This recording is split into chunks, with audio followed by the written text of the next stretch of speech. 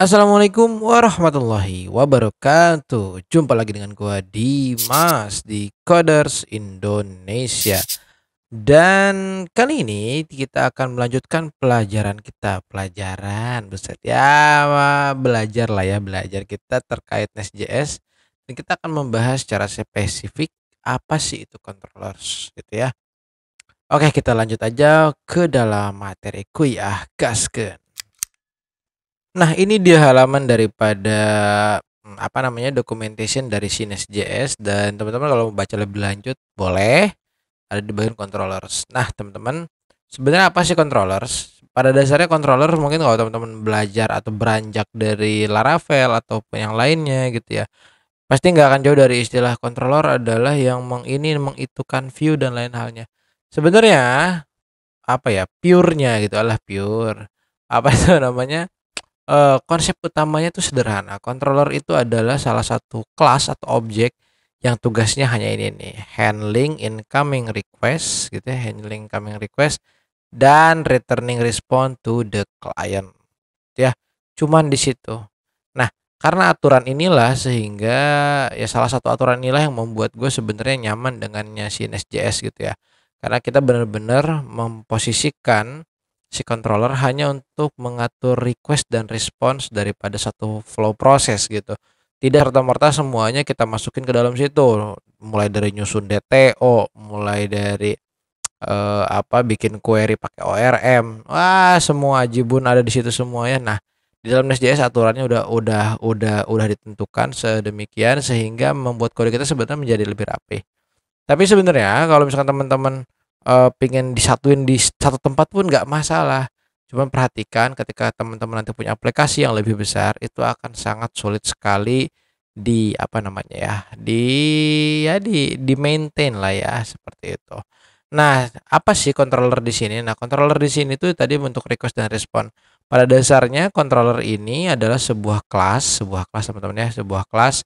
Dia kelas dengan satu dekorator bernama controller. Dan ini adalah menjadi prefix sebagai routingnya. Ya, sekali lagi di Nest.js itu routing tidak kita buat di file terpisah tapi langsung di dalam controllernya. Ya, gitu ya. Nah, ini adalah sebuah controller, contoh controller ya bernama Catch controller gitu ya. Di mana ada dekorator controller, lalu dia memiliki prefix catch, jadi grouping lah ya, grouping dalam dalam catch, dalam apa ya namanya, cats gitu ya, kucing, kucing seperti itu teman-teman. Lalu di sini ada satu metode atau function yang akan mereturn string, di mana kita langsung juga menentukan HTTP verbs-nya ini akan dipanggil secara apa? Secara get, post atau apa seperti itu. Nah, sederhana ya, sederhana. Nah, teman-teman juga bisa langsung menggunakan NestG controller untuk membuat controller yang kita inginkan gitu ya. Nah, ini ada kita bahas sedikit. Ada banyak banget ya, ada request itu atau add rec atau add response atau add rest, next session, query dan lain halnya. Dan ini adalah utilitas-utilitas yang bisa kita pakai di dalam controller gitu. Nah, dengan adanya dekorator seperti ini, semua code yang kita buat nantinya akan lebih clean kalau menurut gue seperti itu. That's why I love this framework. Oke teman-teman, biar kita mengefektifkan waktu, lanjut aja kita ke VS Code. Oke, sekarang kita masuk ke dalam VS Code. Kita akan menggunakan existing app controller aja ya, gitu ya. Nah, untuk memulainya teman-teman bisa membuat satu function baru di sini, misal apa ya? Create gitu ya. Create hello, dimana ini akan mereturn sebuah string gitu ya. Nah, kita cukup memberikan return stringnya apa yang mau akan kita tampilkan gitu ya. Contoh user was created. Nah, setelah sampai di sini, teman-teman harus menambahkan dekorator. Misalkan kalau create kan akan relate dengan apa namanya, dengan post gitu ya. Kita tambahkan add post. Nah, pastikan itu berasal dari Nest.js command seperti ini ya. Terus itu akan langsung auto import. Kita berikan seperti ini. Nah, kalau misalkan teman-teman punya pet khusus bisa ditambahkan di sini. Ya, misal kita memberikan path khusus bernama create seperti ini. Oke, berarti sekarang kita sudah punya satu tambahan metode dengan HTTP verb post yang memiliki alamat di /create. Oke, mungkin kita langsung aja membuat satu lagi. Find user seperti ini. Dan ini mungkin keluarannya string gitu ya. Contoh aja langsung. Biasanya menggunakan get gitu, menggunakan get. Tapi misalkan dengan parameter tertentu. Seperti itu ya. Misal adalah name. Nah, untuk menggunakan dynamic parameter, teman-teman diharuskan gitu ya, diharuskan menggunakan sintaks seperti ini, .2 name. Dan ini akan kita masukkan nanti di sini. Gimana caranya?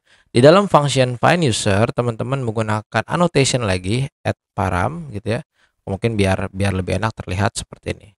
Add param dari Nest.js common ya, Nest.js common ini. Just seperti ini. Lalu paramnya apa sih namanya? Oke, namanya adalah name. Lalu kita di sini mungkin person name. Dan itu tipikalnya string seperti ini. Oke, kita sudah punya satu parameter. Lalu kita berikan return, adalah return gitu ya. Kita pakai seperti ini aja ya, tanda backslash backtick user name was gitu ya. Dollar seperti ini, langsung masukkan person name. Oke, kita sudah punya satu tambahan. Ini kenapa merah? Oh, pasti gara-gara prettier. Udahlah seperti ini ya.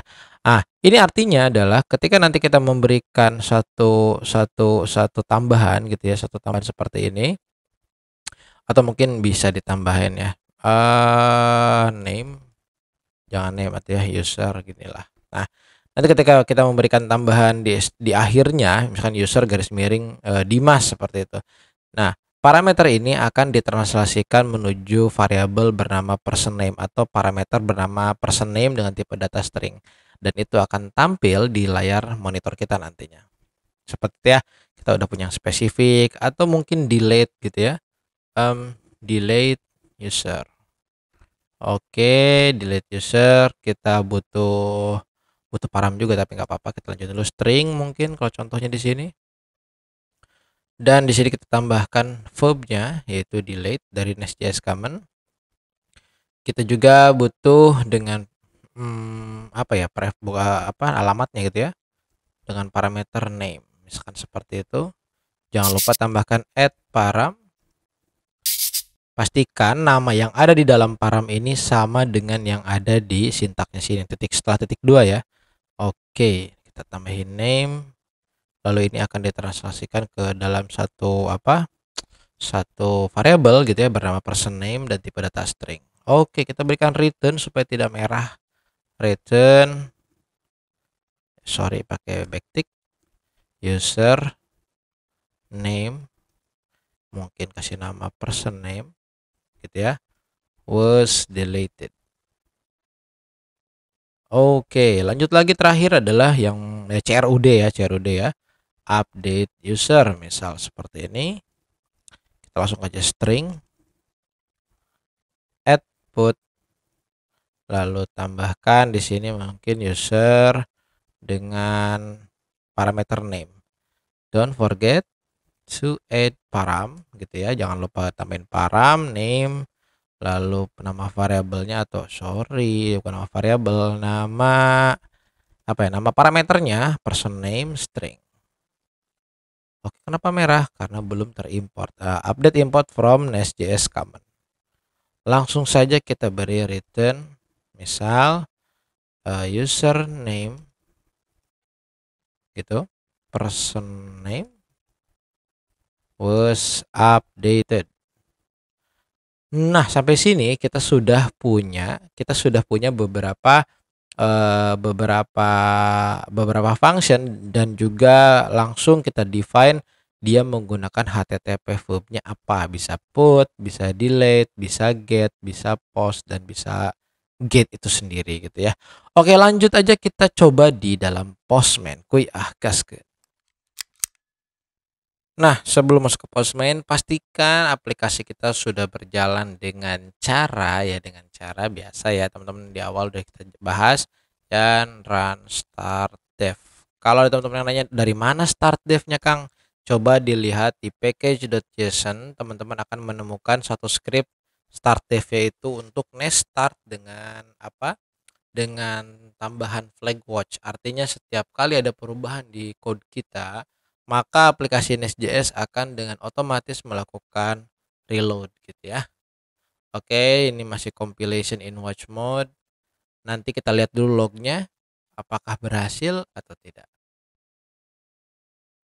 Oke, teman-teman, sekarang kita sudah memastikan aplikasi kita running, dan perhatikan ketika kita sudah membuat satu tambahan apapun di sini dan define juga ya route-nya dan juga HTTP atau HTTP verb-nya, maka akan tampil route explorer. Di dalam lognya menampilkan sekarang ada satu endpoint baru bernama create dengan post, user dan name, get, username delete, username put.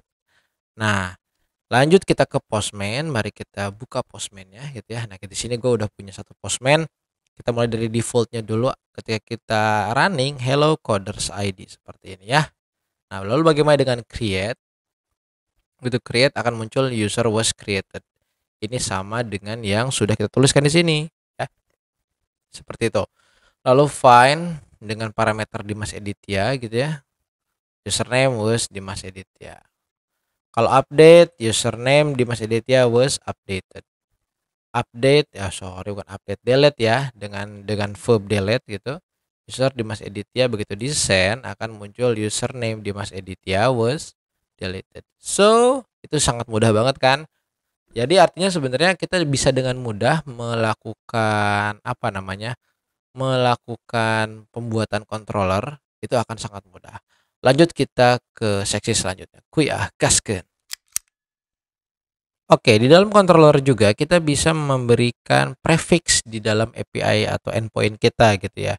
Jadi misalkan di depannya semua URL lagi ya, endpoint yang ada di dalam app controller ingin kita tambahkan prefix API, misalkan seperti itu. Nah, teman-teman bisa melakukan itu melalui dekorator di sini ya, di baris keempat itu dekorator add controller, di mana teman-teman cukup menambahkan objek seperti ini. Lalu kita tambahkan di sini ada pet gitu ya, udah auto complete. Misalkan kita tambahkan API, yang ini akan menambahkan prefix API di depan endpoint kita nantinya. Atau mungkin bisa tambahan versioning gitu ya, untuk version di URL kita gitu, dengan tambah misalkan versi ke 1 seperti ini. Nah, untuk mencapai itu ya, untuk mencapai version 1, teman-teman butuh sedikit editing di dalam mainnya. Teman-teman bisa menambahkan app.enable versioning gitu ya, enable versioning, dan di sini menggunakan type gitu ya, kita menggunakan URI aja, jadi nanti versinya langsung muncul di level di level endpoint kita. Misalkan enable versioning gitu ya, kita kasih di sini type-nya apa tuh, oh versioning type dot, ada banyak ya, bisa di header, media type, URI, atau custom bahkan, tapi kita coba di URI saja. Lalu kita save, dan app controller juga kita save. Nah, perhatikan teman-teman di konsol sekarang alamat dari kita sudah berubah. Nih di sini ya, ada API-nya dengan version 1, API version 1. Nah, versioning ini juga sangat berguna ketika teman-teman nanti mendapatkan suatu case harus melakukan perubahan perubahan yang cukup besar, tapi di mana API sebelumnya tetap harus dipakai. Nah, version sangat membantu sekali seperti itu. Itu bisa kita dengan mudah lakukan di dalam Nest. Cukup menambahkan version seperti ini, lalu jangan lupa di sini tambahkan enable versioning dengan type URI. Mari kita lihat sekarang di Postman kita, apakah masih sama? Yang terjadi adalah tidak tertemu atau 404 not found. Kenapa? Karena kita sudah menambahkan API, prefix, dan juga versioning di dalam URL kita. Oke, misal di sini kita tambahin, berarti kita coba cek dulu apakah betul kata Kang Dimas. Oh, betul kan? 404 ya. Tambahkan API versi 1. Oh, nggak ada, Bray. Sorry. Oh, kebalik. versi 1 dulu baru API. Nah, sekarang muncul ya. Muncul lagi. Kita coba yang create. Kalau ini pasti 404. Karena kita sudah merubah tadi ya versi 1, versionnya dulu baru API kita kasih create seperti ini. Kita save lalu send, user was created. Sudah berubah teman-teman ya, terlihat seperti itu. Jangan lupa ini juga kita rubah versi 1, tambahkan API gitu. User Dimas Edit ya. Cantik ya. Jadi kita dengan mudah bisa memberikan penambahan sekaligus versioning. Jadi selain utilitasnya dapat, terus cara codingnya pun jadi lebih apa ya, lebih clean sih kalau menurut gua ya. User Dimas Editya was updated. Ini juga kita tambahkan versi 1 API user Dimas Editya. Oke, sekarang berhasil semua ya. Dan artinya kita sudah berhasil mencoba memodifikasi controller kita yang sebelumnya hanya kosongan ya. Sekarang sudah ada beberapa metode di dalamnya. Nah, itu adalah beberapa hal penting yang ada di dalam controller seperti itu teman-teman. Nah, mari kita lanjut ke satu section lagi terkait controller. Kuy gaskeun. Oke, kita balik lagi ke controller kita gitu ya. Nah, ada satu lagi yang menjadi penting juga di dalam controller, yaitu adalah terkait bagaimana kita menghandle utamanya itu request dan response. Let's say kita punya satu metode tambahan, misalkan get user gitu ya, get user, dan dia akan memberikan respons, tapi kita tahan dulu responnya gitu ya. Nah, bagaimana caranya untuk mendapatkan request parameter dan respons parameter daripada si klien gitu? Kita harus menambahkan parameter di dalam function get user kita. Nah, misalkan namanya adalah request seperti ini dan bertipe data request. Pastikan request tersebut datang dari Express seperti ini ya. Just tambahin.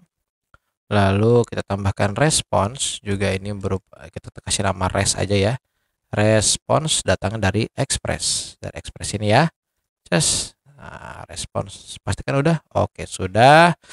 Nah, ada satu lagi, ingat kekuatan dari si Nest.js itu berada pada dekoratornya. Setiap request dan response akan linkage ketika diberikan dekorator. Maka dari itu tambahkan add request. Nah, dari Nest.js common ini ya, dekorator. Terus tambahin seperti ini. Bentar, kok error ini? Oh, belum keload teman-teman ya. Oke, ini juga jangan lupa ditambahkan add response dari dekorator. Sip. Kenapa tidak terload juga? Sama ya guys. Nah, seperti ini. Katakan kita gampang aja ngambilnya adalah get gitu ya. Get ininya adalah users. Misal gitu ya. Users. Nah, ini kita tambahin bahasanya biar lebih enak dilihat ya. Get users berarti banyak users yang akan di return. Oke, nah cara penggunaannya adalah kita sama seperti di Express teman-teman. Return variabel atau parameter res gitu ya. Mungkin statusnya kita berikan 200. Kita bisa menggunakan enum bawaan dari Nest.js https status seperti ini. Banyak banget udah disediain biasanya. Oke, kok nggak muncul? Oh, nggak keload biasanya. Itu kan. Kalau teman-teman seperti ini banyak ya, ada konflik continue, tapi kita langsung 200 aja, yaitu oke. Itu http status.oke sama dengan 200. Dan kita send sebuah JSON gitu ya, sebuah JSON misal apa enak JSON ya, misalkan usersnya ada banyak, array gitu ya, array of string aja lah biar cepet. Misal Dimas Editya, siapa lagi, Antonio gitu ya, dan lain halnya. Nah, kenapa kita mungkin prettier ini biasanya. Nah, usahakan teman-teman di dalam TypeScript kita kasih tahu nih respon atau output dari function ini itu apa sih gitu kan ya. Outputnya adalah response. Kita kasih any saja. Seperti ini. Oke. Sekarang kita punya satu endpoint tambahan yang isinya adalah yang verbnya adalah get, dan dia memiliki endpoint users yang kita sudah bakal tahu pasti ketika ada users dan ada S-nya seperti ini, dia akan memberikan suatu data yang bersifat array umumnya, dan kita memberikan array of string dari users Dimas Aditya dan Antonio mungkin. Oke, kita save, maka log di sini akan berubah, tercatat akan ada suatu tambahan itu API users dengan verb get, lalu versionnya adalah version 1. Kita masuk ke sini nih, ke dalam Postman kita gitu ya. Kita bikin copy aja dari yang get, mana nih yang get ini aja gitu ya. Kita copy, duplicate, kita tambahin, jangan lupa versi 1 tadi API, dan ininya kita hilangin users. Oke, biar rapih ya, kita tambahin di sini users seperti itu, save. Nah, begitu di send, oke, muncul ya. Sekarang bentuknya udah menjadi JSON, tidak string lagi, dan dia memiliki tampilan seperti ini, sama seperti yang sudah kita buat sebelumnya di sini ya, Dimas Aditya dan Antonio. Itu ketika kita ingin menggunakan atau mereturn bentukan dari si output controller itu berupa response atau ya objek response seperti itu. Nah, terus isinya request apa, Kang? Kita coba lihat aja. Request kita tambahin di sini ya. Mungkin si requestnya tambahin di sini. Nah, seperti itu. Save, load, kita reload. Internal server error. Kenapa? Karena kita tidak bisa circular structure JSON, karena ini isinya adalah JSON-JSON-an gitu ya, banyak JSON isinya atau objek. Ada banyak, ada accepted, ada apa dan lain halnya, termasuk body pun ada di sini ya. Atau misalkan request.base_url, apa sih isinya? Kalau kita send, requestnya kosong, atau mungkin yang lain base URL karena kosong, kita tambahin apa ya, request.url mungkin.